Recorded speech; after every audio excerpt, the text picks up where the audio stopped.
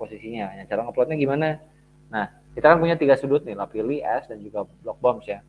Nah, terus kemudian untuk ngeplotnya adalah kita harus membuat garis lurus ya, yang sejajar dengan salah satu sisi dari segitiga ini. Ya, misalkan yang sebelah sini ya. Nah, kalau kita menggambar di sini ya, ini artinya kita akan membuat garis yang mewakili komposisi lapili ya sebelah sini. Nah, jadi nanti garisnya akan bergeser sepanjang ini. Nah, di sini ke sini. Ya. Nah, terus kemudian kalau misalkan kita membuat garisnya semakin mendekati ke arah sudut lapili ini, itu artinya komposisi lapilinya semakin banyak ya. Ke sini makin 100%. Kalau ke sana makin jauh itu semakin 0. Atau kemudian kalau misalkan kita plot 30% misalnya gitu ya. Sebelah mana? 30% berarti kan kurang ya, itu lebih dekat ke 0. Artinya nanti garisnya itu akan lebih dekat ke sini. Ya. Kalau ini misalkan ini 75 ya, sama aja 25 berarti 25. Berarti kalau 30 mungkin lebih sedikit di sini lah ya. Kira-kira aja. Oke, bisa diukur nanti. Tuh, satu. Ini untuk komposisi lapili yang 30% ya tadi ya. 30%. Nah, untuk TUF-nya berarti kan sisanya 70% ya. Sebetulnya simpelnya ya tinggal sisanya ya. Tinggal sebelah sini. Tapi kalau misalkan kita runut tata caranya berarti sebetulnya kan kita buat garis yang sejajar dengan sisi segitiga yang ini ya. Terus kemudian kalau 70% berarti kan akan semakin mendekati sudut S ya, makin ke arah sini. Ini kan udah 30% di sini, berarti sisanya 70%. Ya udah di sinilah akhirnya. Gitu. Jadi nanti kita punya nama batuannya adalah lapili tuf ya di sini. Kita lihat nanti dia masuk ke area yang mana. Oke. Contoh kedua misalnya ya. Nah, tadi kan cuma 2 komposisi butirnya. Sekarang kita punya 3. Ada batuan piroplastik, terus kemudian kemudian tanggung yang memudar, pemilihannya buruk, ukuran butirnya bom 50%, lapili 10, dan tufnya 40%. Ya. Nah, ini kita ambil salah satunya dulu ya. Nah, pertama, karena kita punya bom yang ukuran 50% dan mudah ya, kita mulai dari bom dulu. Bom. Kalau bom berarti kan tadi lebih membundar ya. Kalau blok lebih menyudut ya. Bom 50%, yang mudahnya berarti tinggal sepanjang garis ini dibagi 2 ya. Sepanjang garis ini juga bagi 2 sehingga nanti kita akan ketemu di kira-kira di sini. Nah, terus kemudian kita akan punya ini apa lagi tadi? Lapilinya 10% ya. Kita punya lapili 10%, kita buat garis yang sejajar.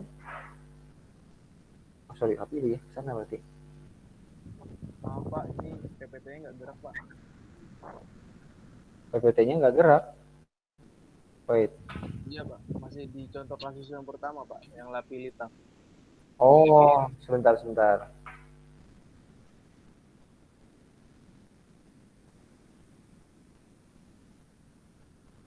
Begitu saya close aja dulu. Sebentar.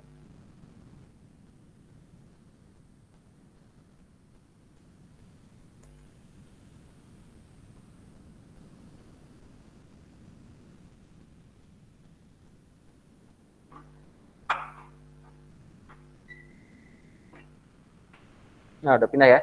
Oke. Saya ulangi lagi yang ini sebentar. Jadi tadi misalkan kita punya lapilinya 70% ya, bikin garis sejajar sisi sebelah sininya segitiga. Terus kemudian kalau punya lapilinya 30%, S-nya 70% ya, berarti sebetulnya tinggal sisanya ini aja. Ya makin ke arah lapili kan 100%. Ya, kalau di sini yang sudut S berarti makin ke arah S itu semakin 100%. Kalau 70 berarti kita bisa taruh di sini. Kita punya lapili tuf yang pertama. Nah, terus kita ke yang kedua ya. Contoh yang kedua ini ada 3 ukuran butir, bomnya 50%, lapili 10, tufnya 40. Ya. Tentukan nama batuan piroplastik tersebut. Ya.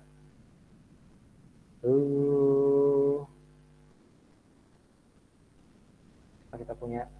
Nah, pertama kan bomnya itu 50% ya. Ini lebih mudah karena tinggal di tengah-tengahnya aja. Tengah-tengah antara sisi ini dengan sisi ini. Bagi dua, tarik garis ya di tengahnya. Kemudian kita misalnya mau ngeplot apa sekarang, pilih 10% ya. Ya, pilih 10% ya. Kalau 10% berarti kalau makin ke arah lapili, ya sebut lapilinya 100, 10% berarti kan lebih dekat ke sisi sebelah sini ya. 10% misalnya kita kira-kira di sebelah sini lah, 10%. Ya, sebetulnya nanti bisa dihitung ya. Misalkan panjang sisi ini berapa, nanti tinggal dibagi berapa? Dibagi 100 kali 10 ya. Ini misalkan. Terus kemudian kita punya satu lagi, ada tuh 40% ya. Tuh 40%. Nanti kita, tufnya kan sebelah sini ya, S. 40% ya. Berarti ya tengah-tengahnya di sini ya, tengah-tengah tinggal ditarik ke belakang sedikit. Nah, jadi sebetulnya seharusnya ketiga garis tersebut itu saling berpotongan ya. Kalau ngeplotnya betul, harusnya dia saling berpotongan. Ya, jadi nggak mungkin ada misalkan dia geser ke sini, nah ini nggak mungkin seperti ini. Karena proporsinya kan semuanya udah 100% ya. Kalau proporsinya semuanya ditotalkan 100%, itu pasti akan bertemu ketiga garisnya. Nanti berarti kita akan ketemu di area sini ya, tuf breksi. Hingga nama batuan kita itu adalah tuf breksi atau breksi tuf. Ya, itu kira-kira. Ada yang mau tanyakan atau kurang jelas sebelah sini?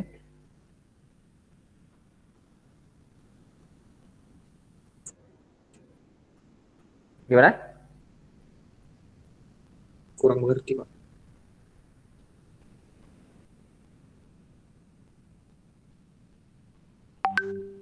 Kurang mengertinya sebelah mana? Di bagian mananya? Kurang mengerti, Pak.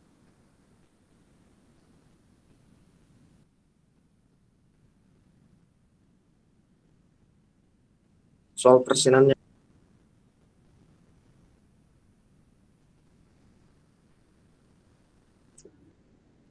Oh, soal persen. Oke, sebentar.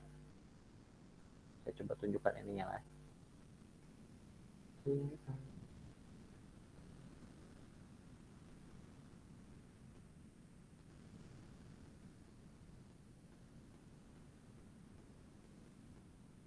Nah, kita ambil contoh yang kedua lah.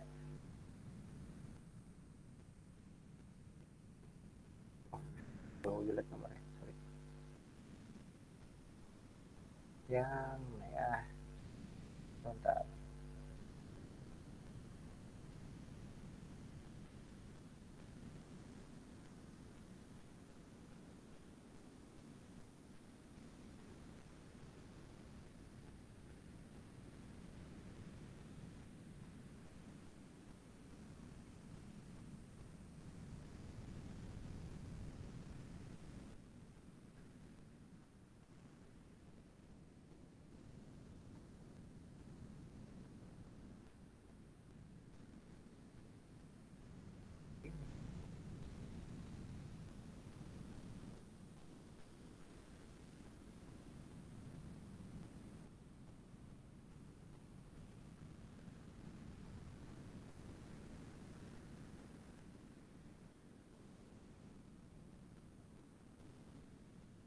Nah, oke.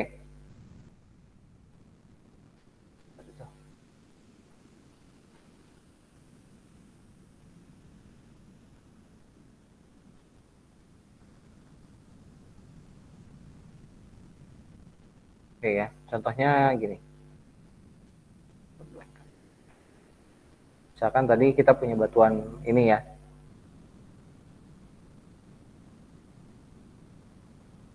Nah, gimana sebetulnya cara? Nah, karena ukuran butir berarti kita akan apa istilahnya diameter butirnya ya. Jadi yang pertama kita lihat kalau misalkan kita punya batuan seperti ini misalnya. Nah, nanti kita akan kelompokkan dia jadi beberapa kelompok ukuran butir ya. Tadi kan kalau diklasifikasi kita punya 3 nih. Ada block bombs yang lebih dari 64 mm, ya, terus kemudian lapili 64 sampai 2 mm, kemudian ada es yang 2 mm ukurannya. Nah, jadi tinggal kita lihat di batuan ya, di sampel atau misalkan di singkapan. Nah, tinggal kita kelompokkan jadi beberapa ukuran butir misalnya.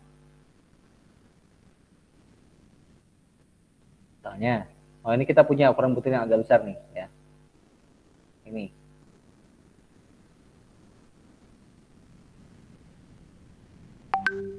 Kemudian yang ini ya.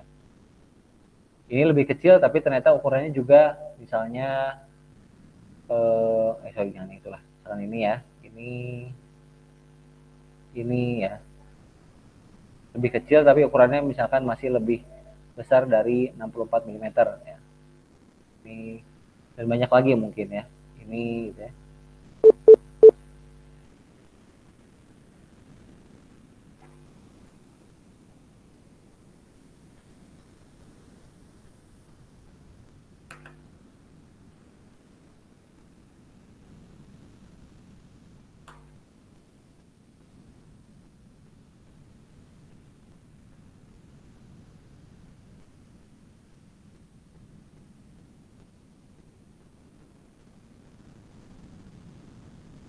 Halo, halo. Saya masih kedengaran? Terdengar, Pak. Jadi, Pak. Oh ya, oke. Pikir putus tadi. Ya. Tadi misalkan kita punya kelompok-kelompok yang ini ya. Ukuran butirnya. Nah, terus kemudian presentasinya dapat dari mana? Nah, ini mirip dengan yang kemarin batuan beku yang ada diagram kita membagi jadi beberapa berdasarkan distribusinya ya. Jadi kita bisa menentukan oke kira-kira dia berapa persen. Gitu. Nah, cara menentukannya mirip-mirip dengan yang kemarin sama. Tapi kalau kemarin kita bedakan berdasarkan jenis mineralnya, ada mineral apa, terus kemudian ada berapa banyak.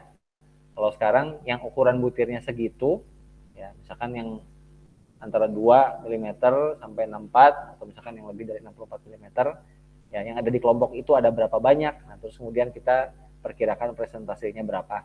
Nah, itu ya cara menentukan persennya. Gitu. Paham di sini?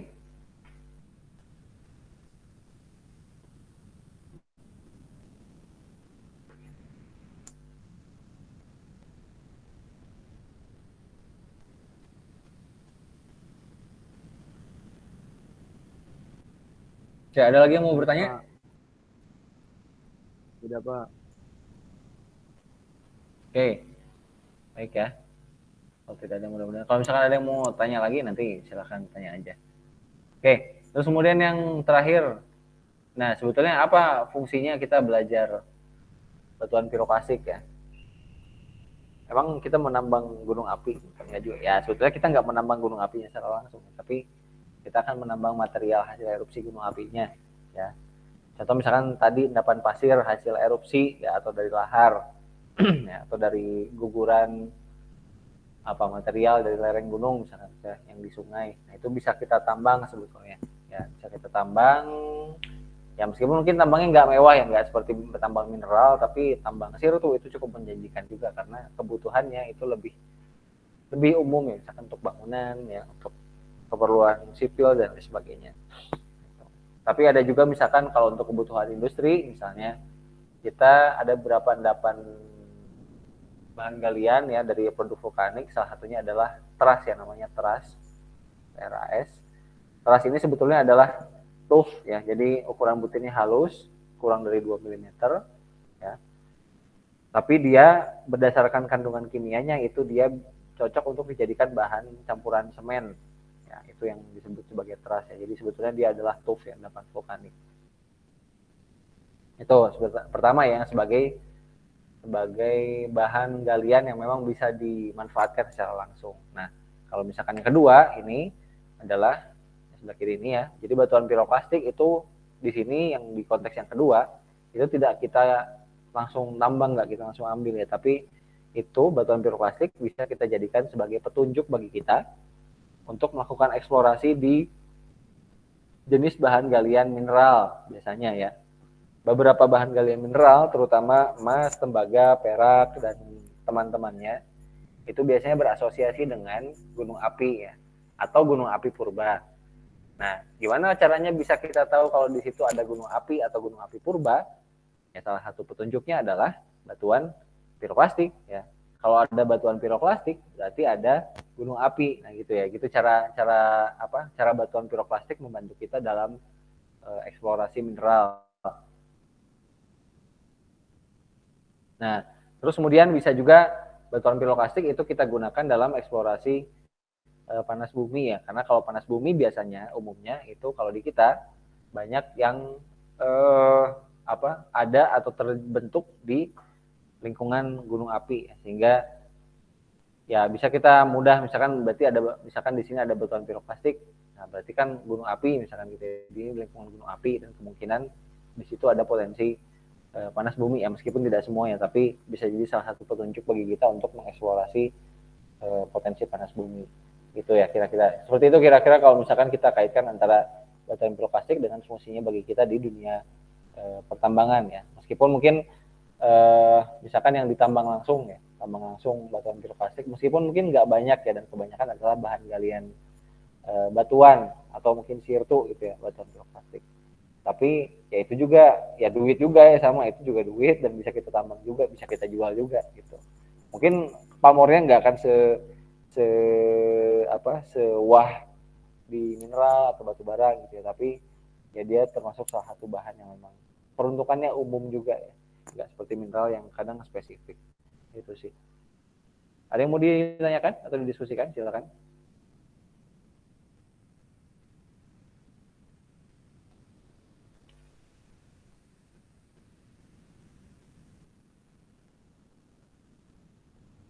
Tidak ada?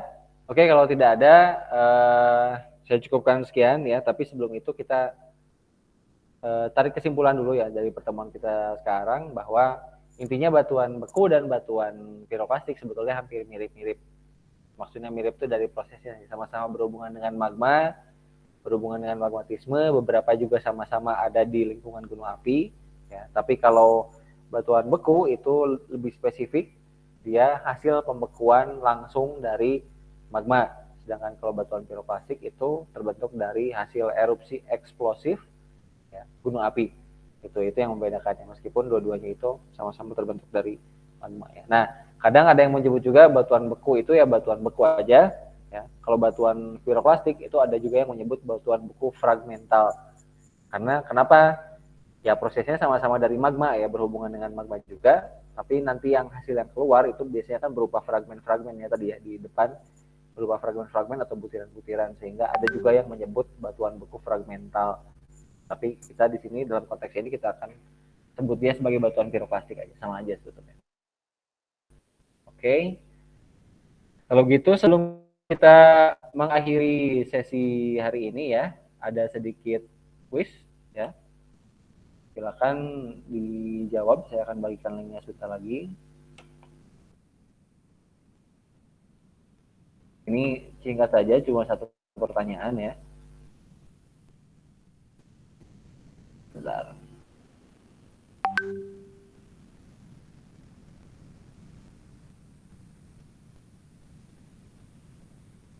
Oke.